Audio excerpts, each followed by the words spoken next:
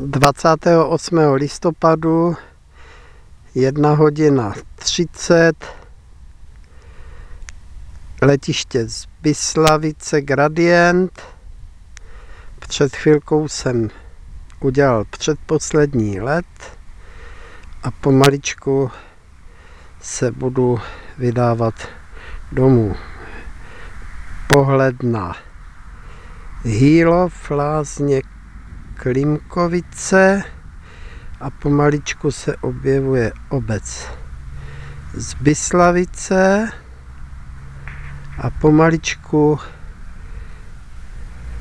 se přesouváme na Beskydy.